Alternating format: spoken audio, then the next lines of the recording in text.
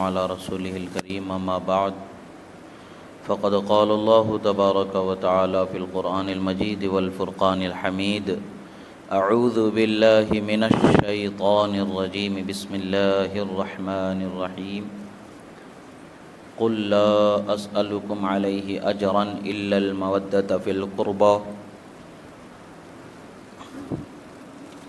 صدق الله مولانا العظيم وصدق رسوله النبي الأمين الكريم ونحن على ذلك لمن الشاهدين والشاكرين والحمد لله رب العالمين۔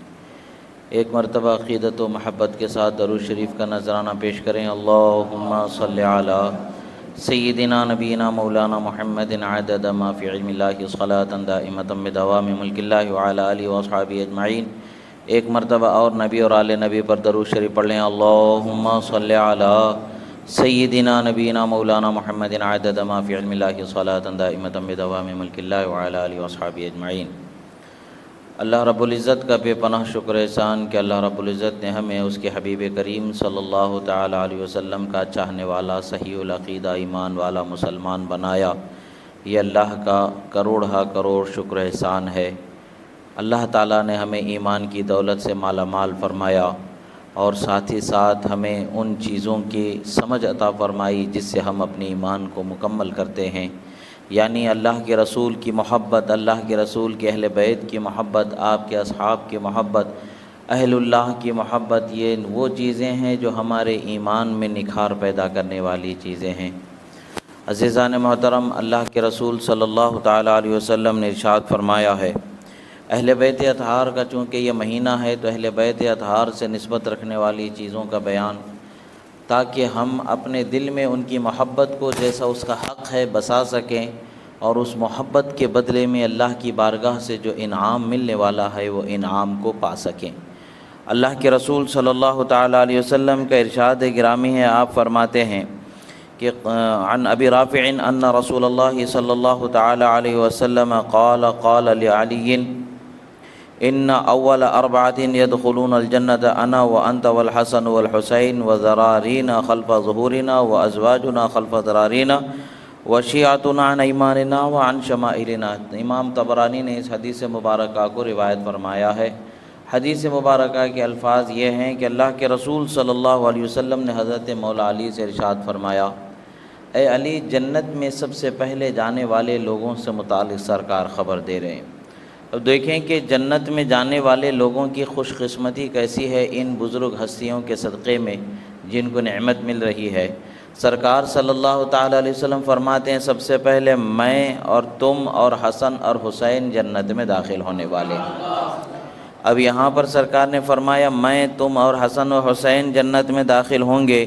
تو اب یہ رسول اللہ صلی اللہ تعالیٰ علیہ وسلم کا یہ فرمان یہیں پر اکتفا نہیں فرمایا، بلکہ آگے رسول اللہ صلی اللہ تعالیٰ علیہ وسلم نے ارشاد فرمایا کہ ہمارے پیچھے ہمارے بچے ہوں گے، ہماری اولادیں ہوں گی، ہماری نسلیں ہوں گی، یعنی ان کی جو آل اولاد ہے ان کے پیچھے پیچھے ہوں گی۔ پھر سرکار مدینہ صلی اللہ تعالیٰ علیہ وسلم فرماتے ہیں کہ ہماری بیویاں ان کے بچوں کے پیچھے ہوں گی، یعنی رسول اللہ صلی اللہ تعالیٰ علیہ وسلم حسنین کریمین مولا علی پہلے جائیں گے، ان کے پیچھے ان کے بچے ہوں گے، پھر ان کے پیچھے ازواج مطہرات ہوں گے، پھر ان کے پیچھے پیچھے سیدھی جانب بائیں جانب سے کون لوگ ہوں گے؟ جو حضرت مولا علی سے محبت کرنے والے ہوں گے، جو حضرت مولا علی کی مدد کرنے والے اور ان سے محبت کرنے والے ہیں، اور جو ان سے محبت کرنے والے ہیں حسنین کریمین سے، اور جو رسول اللہ سے محبت کرنے والے ہیں، یہ لوگ جنت میں انہی لوگوں کے ساتھ داخل کیے جائیں گے۔ یہ کتنی بڑی نعمت کی بات ہے کہ محبت کا ایک چھوٹا سا صلہ نہیں ہے، یہ ایسا صلہ ہے، ایسا انعام ہے اور ایسا احسان ہے کہ اس ایک احسان کو پانے کے لیے انسان اگر ساری زندگی کوشش کرتا رہے تب بھی اسے میسر آ جائے، یہ ضروری نہیں ہے، مگر عمل کو دیکھا جائے تو محبت ہے، صرف اور صرف محبت ہے، اللہ کے رسول سے اور اہل بیت سے محبت ہے۔ جو اللہ اور اللہ کے رسول سے محبت کرتا ہے اور اہل بیت سے محبت کرتا ہے، اس محبت کا بدلہ اسے ایسا مل رہا ہے کہ جنت میں ان کے ساتھ میں جانا اسے نصیب ہو رہا ہے۔ یہ اللہ کے رسول صلی اللہ تعالیٰ علیہ وسلم کا فرمان ہمیں یاد دلاتا ہے کہ اللہ کے رسول صلی اللہ علیہ وسلم سے ہمیں احسان ملنا ہے، کل قیامت کے دن ہمیں ان سے ملنا ہے، بہت کچھ ہمیں لینا ہے۔ حوض کوثر پر جام کوثر لینا ہے، حوض کوثر پر یہ سب سے پہلے پہنچنے والے ہیں۔ قرآن اور اہل بیت حوض کوثر پر پہنچنے والے ہیں، ہمیں بھی حوض کوثر پر پہنچنا ہے۔ رسول اللہ ہر امتی کے انتظار میں ہیں، رسول اللہ انتظار فرما رہے ہیں، ہر امتی کے انتظار میں ہیں۔ رسول اللہ کا وہ انتظار ہمیں بتاتا ہے کہ ہمیں بہت کچھ وہاں سے ملنا ہے۔ سرکار ہمیں عطا کرنے والے ہیں، وہ عطا کرنے والے وہاں پر اپنے جو اعلیٰ مقام اللہ نے انہیں عطا فرمایا ہے، بانٹنے والا، حوض کوثر کا پانی پلانے والا جو ان کو بنایا ہے، اس مقام پر رسول اللہ صلی اللہ علیہ وسلم جلوہ فرما ہوں گے۔ اور اسی کے ساتھ ہی ساتھ پھر اہل بیت کے ساتھ وہاں پہنچیں گے۔ پھر اب وہاں سے ساتھ جڑا ہے ٹوٹا ہے نہیں ہے، بلکہ اب وہاں سے پھر اور آگے دیکھیں گے، جب جنت میں جانے کا مرحلہ ہوگا تو انہی کے ساتھ جنت میں داخل ہونے والے ہو جائیں گے۔ دوسری حدیث مبارکہ ہے، حضرت ابان ابن عثمان فرماتے ہیں کہ سمعت عثمان ابن عفان رضی اللہ تعالی عنہ یقول قال رسول اللہ صلی اللہ علیہ وسلم من صنع الى احد من ولد عبد المطلب یدن فلم یکافئہ بہا فی الدنیا فعلی مکافأتہ غدا اذا لقینی۔ امام طبرانی نے اس حدیث مبارکہ کو خلیفہ برحق حضرت عثمان بن عفان ذو النورین سے اس حدیث مبارکہ کو روایت فرمایا گیا ہے۔ حضرت ابان فرماتے ہیں کہ حضرت عثمان غنی رضی اللہ تعالیٰ عنہ نے ارشاد فرمایا، آپ ارشاد فرماتے ہیں، رسول خدا صلی اللہ تعالیٰ علیہ وسلم نے ارشاد فرمایا ہے کہ اولاد عبد المطلب کے ساتھ جو کوئی بندہ ایک ہاتھ بھی اس کا ساتھ دیتا ہے، یعنی تھوڑا سا بھی اگر ان کا ساتھ دیتا ہے، اگر وہ ساتھ دینے اور مدد کرنے پر وہ اولاد عبد المطلب اگر ان کا بدلہ نہ دے سکیں، اگر ان کا بدلہ نہ چکا سکیں، تو قیامت کے دن میں اس کا بدلہ چکانے والا ہوں۔ یعنی رسول اللہ صلی اللہ علیہ وسلم نے اپنے رشتہ داروں کے متعلق سے یہ فرمایا کہ میری رشتہ دار، میری اہل بیت کے ساتھ جو محبت کا سلوک کرے گا، جو ان کے ساتھ احسان کرے گا، جو بھلائی کرے گا، اس بھلائی کا بدلہ اگرچہ وہ اس وقت پر نہ چکا سکے، مگر قیامت کے دن میں اس کا بدلہ ضرور چکا دینے والا ہوں۔ اب سوچئے کہ قیامت ہی تو سب کچھ ہے، ہماری دنیا تو سب کچھ ہے نہیں، ہماری دنیا تو چھوڑ کے جانا ہے۔ نہ جانے کتنے دنیا میں آئے اور چلے گئے، بڑے بڑے سورما بھی دنیا میں آ چکے ہیں، چلے گئے ہیں، مگر ان کا آنا جانا کوئی فرق نہیں رکھتا ہے، ان کا آنا جانا کوئی فرق نہیں رکھتا ہے۔ ایسے بہت آئے اور بہت گئے ہیں، مگر دنیا تو چھوڑ کر کے سب کو جانا ہی پڑا ہے، اور دنیا کو چھوڑنا ہی ہے۔ اور دنیا کے بعد کی جو زندگی آخرت کی زندگی ہے، جب قیامت قائم ہو جائے گی، اس کے بعد جب پھر اللہ تعالیٰ سب کو زندہ فرمائے گا، میدان حشر قائم ہوگا، حساب کتاب ہوگا، اور پھر جب میزان پر نام عمل تل رہے ہوں گے، تو اس وقت پر سہارا کس ذات کا ہوگا؟ رسول اللہ صلی اللہ علیہ وسلم کی شفاعت کا سہارا ہوگا۔ جب زبانیں باہر پیاس سے نکل چکے ہوں گے، لوگوں کو پیاس سے پریشانی کا سامنا ہوگا، اس وقت پر کون شفاعت کرنے والا ہے؟ محمد عربی رسول خدا صلی اللہ علیہ وآلہ وسلم ہی شفاعت کرنے والے ہیں۔ اور پھر حوض کوثر پر پانی پلانے والی ذات کون ہے؟ رسول اللہ صلی اللہ علیہ وسلم کی ذات ہے۔ جنت کے دروازہ جس کے لیے کھولا جائے گا، وہ ذات کون ہے؟ وہ رسول اللہ صلی اللہ علیہ وسلم کی ذات ہے۔ جنت کی کھڑیوں کو سب سے پہلے ہلانے والے کون ہیں؟ وہ رسول اللہ صلی اللہ علیہ وسلم ہیں۔ ان سے محبت کرنے کا اور ان کے خاندان کے ساتھ بھلائی کا سلوک کرنے کا یہ صلہ مل رہا ہے کہ قیامت میں اس کا بدلہ چکایا جائے گا۔ اور یہ بدلہ ایسا ویسا نہیں چکایا جائے گا۔ قیامت میں وہ لوگ افسوس کریں گے، اے کاش کہ ہم بھی یہاں پر دنیا میں جو وقت ملا تھا، کاش کہ کچھ اچھا سلوک کر لیتے، کاش کہ کچھ بھلائی کر لیتے، تاکہ یہ بدلہ جو یہ نعمت جو ہمیں مل رہی ہے، وہ نعمت ہمیں مل جاتی۔ یہ اس وقت پر افسوس کا وقت ہوگا، مگر جن کو اللہ توفیق دے دیتا ہے، وہ لوگ خیر کی طرف بڑھنے والے ہوتے ہیں۔ حضرت علی ابن ابی طالب علی ابن حسین رضی اللہ تعالی عنہ، یعنی امام زین العابدین رضی اللہ تعالی عنہ سے حدیث مبارکہ روایت فرماتے ہیں، قال یا علی ان اللہ قد غفر لك ولذریتک ولولدک ولاہلک ولشیعتک ولمحبی شیعتک فابشر۔ فرماتے ہیں اللہ کے رسول صلی اللہ علیہ وسلم نے ارشاد فرمایا، اے علی، اللہ تعالیٰ کی بارگاہ میں تمہارے لیے عام معافی ہے، اور پھر فرماتے ہیں تو اللہ کی بارگاہ میں جو رسول اللہ کی نسبت کی برکت ان کے اہل بیت کو حاصل ہے، اور تمہاری اولاد کو بھی اللہ تعالیٰ بخش دیا ہے، اور تمہاری اولاد کی اولاد کو بھی اللہ تعالیٰ بخش دیا ہے، اور ان کی بیوی بچوں کو بھی اللہ تعالیٰ نے بخش دیا ہے، اور تم سے تمہارے خاندان سے محبت کرنے والوں کو بھی اللہ تعالیٰ بخش دے گا، ان محبت کرنے والوں سے محبت کرنے والے کو اللہ تعالیٰ بخش دے گا۔ کتنا بڑا انعام ہے، کتنا بڑا احسان ہے، بخشش کیسے اللہ تعالیٰ عطا فرماتا ہے۔ خدا مہربان رب ہے، انعام فرمانے والی ذات ہے، بے حد انعام فرماتا ہے۔ اللہ تعالیٰ ہمارا بہت چھوٹا سا عمل لیتا ہے اور ہمیں بہت بڑی اس کے بدلے میں ہمیں اجرت اور اس کا نفع اور اس کا بدلہ عطا فرما دیتا ہے، بخشش سے سرفراز فرما دیتا ہے۔ رسول اکرم صلی اللہ تعالیٰ علیہ وسلم کی اہل بیت سے محبت رکھنا یہ انسان کے لیے دنیا میں بھی کامیابی کا سبب ہے اور آخرت میں بھی کامیابی کا سبب ہے۔ عزیزان محترم، اولیاء کاملین سے محبت کرنے والا جب رحمت پاتا ہے تو یہ تو اولیاء کے سردار بنائے گئے ہیں، رحمت للعالمین کے فرماتے ہیں سرکار کہ میں میری اہل بیت سے راحت پاتا ہوں، جن کو رسول اللہ کی راحت بنایا گیا ہے ان کے ساتھ اگر کوئی بدسلوکی کرے گا تو کس قدر اس کو عذاب کا سامنا ہوگا، اور جو اچھا سلوک کرتا ہے اس کے لیے تو بخشش ہے، نعمت ہے، رحمت ہے، غفران ہے، جنت ہے،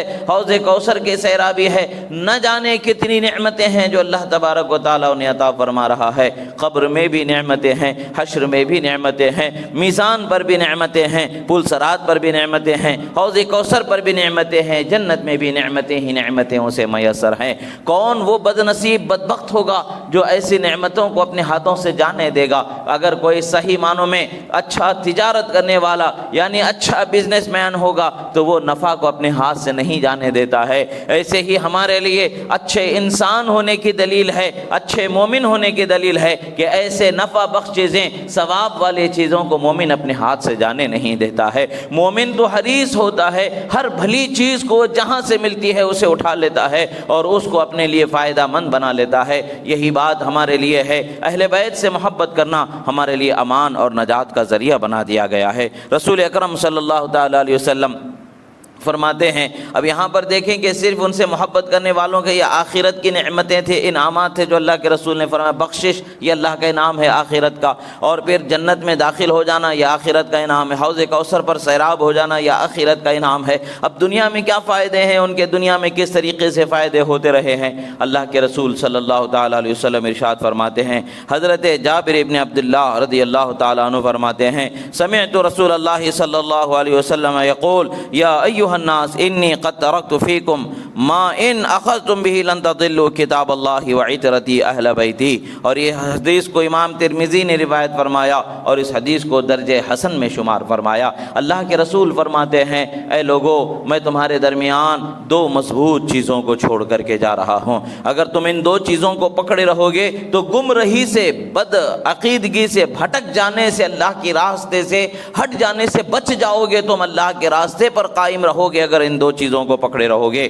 وہ دو چیزیں کون سی ہیں؟ ایک قرآن اور ایک میری اہل بیت تمہارے درمیان چھوڑ کر کے جا رہا ہوں۔ اللہ کے رسول کا یہ فرمان اب دیکھیں، دنیا میں سب سے پہلے حرمان نصیبی کا سبب کیا بنتا ہے؟ بندہ جب صحیح راستے سے ہٹ کر کے دوسرے راستے پر چلنے لگتا ہے اسے گمراہ کہتے ہیں، ضلالت کہتے ہیں۔ اس ضلالت کے راستے سے جب بندہ جاتا ہے تو وہ اللہ کے عذاب کا مستحق بن جاتا ہے، اللہ کی بارگاہ میں رحمت کا حقدار نہیں ہوتا ہے، اللہ کی بارگاہ میں عذاب کا وہ مستحق ہو جاتا ہے، سزا کا مستحق ہو جاتا ہے۔ مگر اپنے آپ کو اگر تمہیں آخرت میں سزا کے حقدار ہونے سے اور نفع کے حقدار ہونے سے، بخشش کے حقدار ہونے سے مالا مال کرنا ہے تو یہ دونوں چیزوں کا دامن کو اپنے ہاتھوں سے نہیں چھوڑنا ہے، یعنی قرآن سے ہٹ کر کے زندگی نہیں جینا ہے، اہل بیت سے محبت کو نہیں چھوڑنا ہے، قرآن کے راستے پر چلنا ہے، قرآن کی تعلیمات پر عمل کرنا ہے، اہل بیت سے محبت کو کبھی نہیں چھوڑنا ہے، اس لیے کہ اس کی برکتیں جو تمہیں ملیں گی یہ اہل بیت کی محبت کی برکتوں سے ملنے والی ہیں،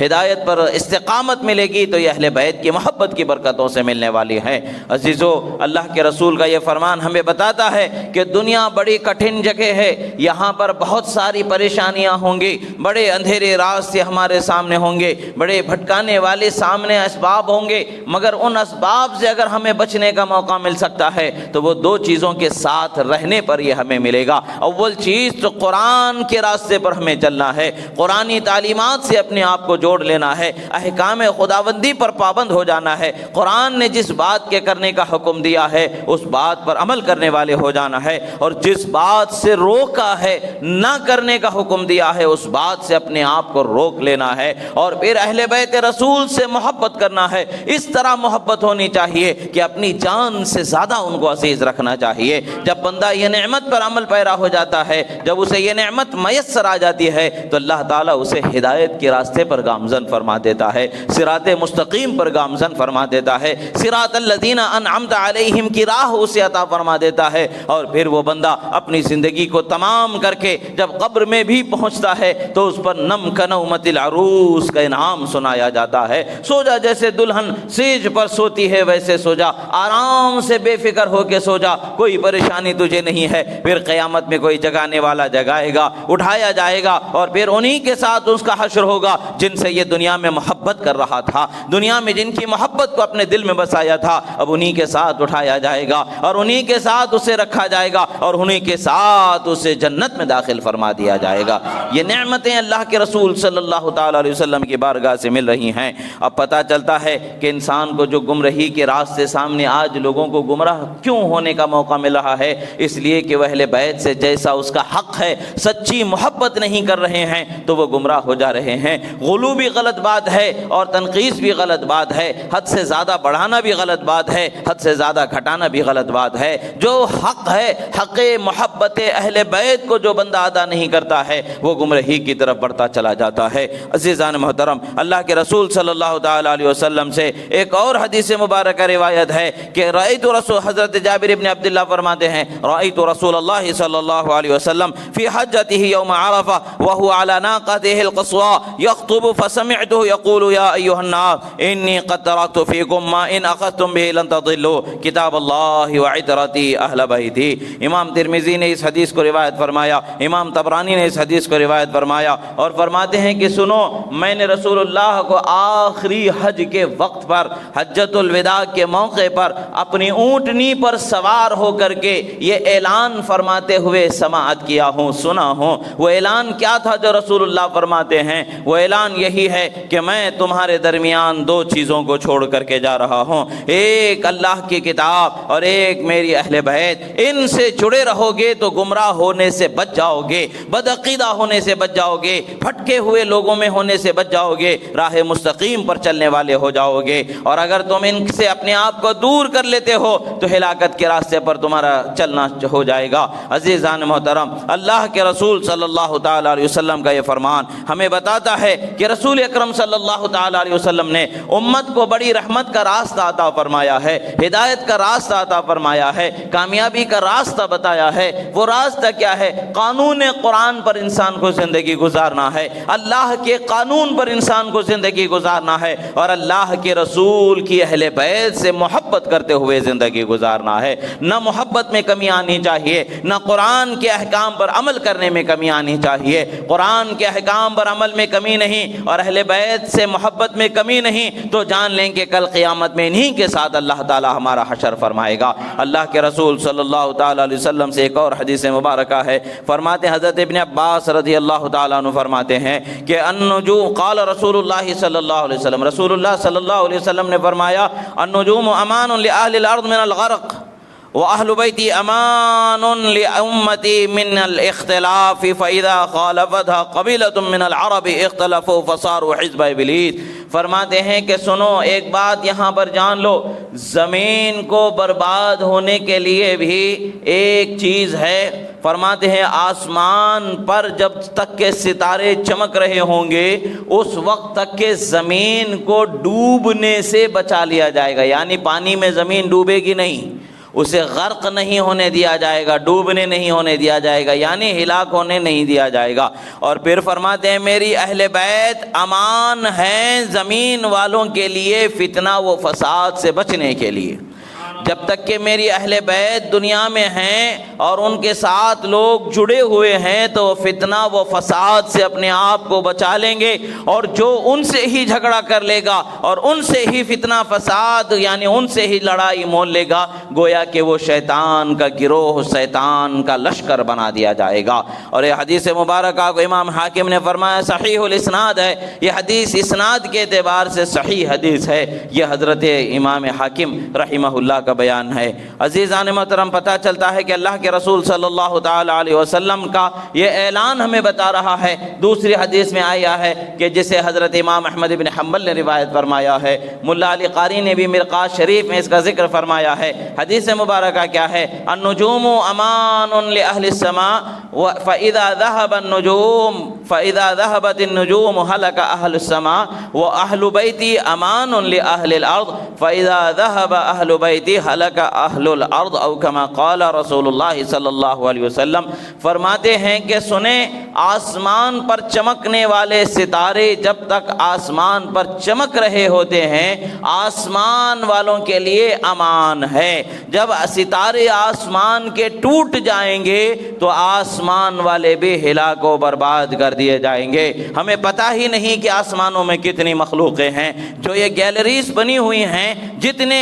جو پلانٹس بنے ہوئے ہیں جنہیں سائنسی زبان میں کہا جا رہا ہے، نہ جانے کتنے عالم اللہ نے بنایا ہے۔ ہر عالم میں کون سی مخلوق، آسمان کے ہر پلانٹ میں کون سے مخلوق زندگی گزار رہی ہے، ہمیں اس کا ادراک نہیں ہے، ہمیں اس کا اندازہ نہیں ہے۔ ہم اتنا جانتے ہیں ستارے سلامت ہیں تو وہ بھی سلامت ہیں، ستاروں کو اگر گرا دیا جائے تو وہ سارے ہلاک و برباد ہو جائیں گے۔ اور پھر آگے سرکار فرماتے ہیں زمین والوں کے لیے امان اگر ہے تو وہ میری اہل بیت کی ذات زمین والوں کے لیے امان ہے۔ جس وقت پر زمین سے میری اہل بیت کو اٹھا لیا جائے گا زمین والوں کے لیے ہلاکت و بربادی کا سامنا ہوگا۔ پتہ چلتا ہے کہ قیامت کا قیام بھی اہل بیت اطہار کے دنیا سے اٹھا لیے جانے کے بعد ہی ہونے والا ہے۔ عزیزان محترم، اللہ کے رسول صلی اللہ تعالی علیہ وسلم کی اہل بیت سے محبت کرنا اور ان سے اپنی عقیدت کو وابستہ رکھنا، ان کی بارگاہوں میں باادب ہونا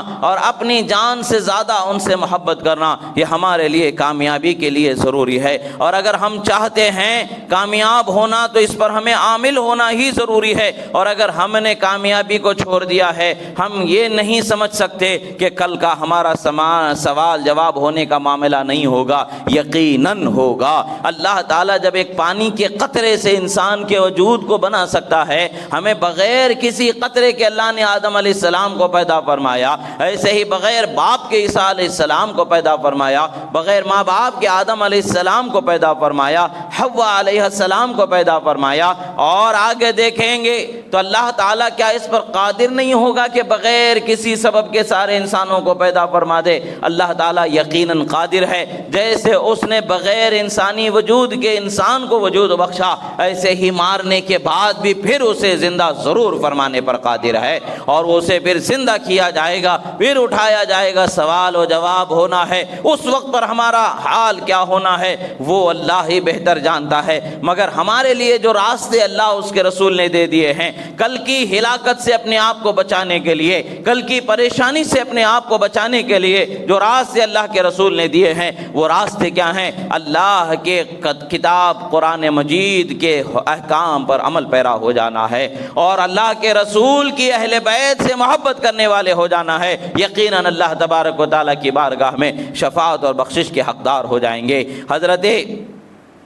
ابن عباس رضی اللہ تعالیٰ عنہ سے بھی ایک روایت ہے، اور حضرت ابو ذر غفاری سے بھی یہ حدیث مبارکہ کی روایت ہے۔ روایت کیا ہے؟ اللہ کے رسول صلی اللہ علیہ وسلم فرماتے ہیں مثل اہل بیتی مثل سفینۃ نوح من رکب فیہا نجا ومن تخلف عنہا غرقا او کما قال رسول اللہ صلی اللہ تعالیٰ علیہ وسلم۔ اور پھر ایک روایت میں جو حضرت عبداللہ ابن زبیر سے جو روایت ہے، وہ روایت میں فرماتے ہیں من رکبہا سلما ومن ترکہا غرقا غرقا، امام طبرانی نے روایت فرمایا، امام بزار نے روایت فرمایا اور امام حاکم نے روایت فرمایا۔ اور پھر اسی طریقے سے حضرت ابو ذر سے روایت ہے، وہ فرماتے ہیں وَهُوَ آخِذٌ بِبَابِ الْكَعْبَةِ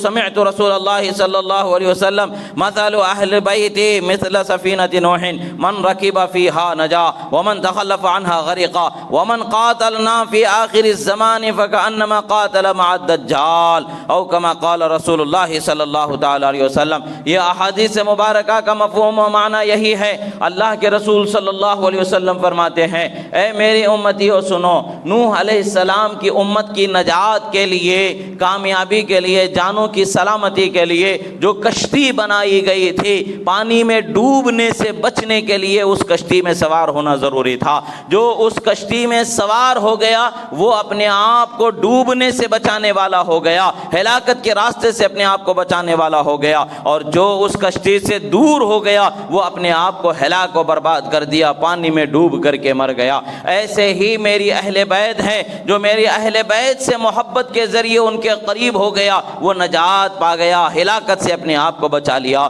جو ان سے نفرت اور عداوت کے ذریعے ان سے دور ہو گیا وہ اپنے آپ کو ہلاکت و بربادی میں اور ڈوبنے میں اس نے ڈال دیا۔ یعنی اہل بیت سے محبت کرنا، اہل بیت کے ساتھ جڑے ہوئے رہنا، یہ انسان کی کامیابی کی دلیل ہے، اللہ کے عذاب سے اپنے آپ کو بچانے کی دلیل ہے۔ اللہ کے عذاب سے اپنے آپ کو بچانا ہے اور پھر اللہ کے رسول صلی اللہ تعالی علیہ وسلم کی شفاعت کا اپنے آپ کو حقدار بنا لینا ہے، اور اللہ کے رسول صلی اللہ تعالی علیہ وسلم کی شفاعت کا جو بندہ حقدار ہو جاتا ہے قیامت میں اسے نامراد نہیں کیا جاتا ہے، رسوا نہیں کیا جاتا ہے، اسے بے عزت نہیں کیا جاتا ہے، لوگوں کے سامنے لعنتی ٹوک ڈال کر کے نہیں گھسیٹا جائے گا، عذاب کے فرشتوں کے حوالے نہیں کیا جائے گا، بلکہ اسے رحمت کے فرشتوں کے حوالے کیا جائے گا۔ ایسے ہی حضرت ابو سعید الخدری رضی اللہ تعالی عنہ سے روایت ہے کہ آپ فرماتے ہیں ان رسول اللہ صلی اللہ تعالی علیہ وسلم قال ان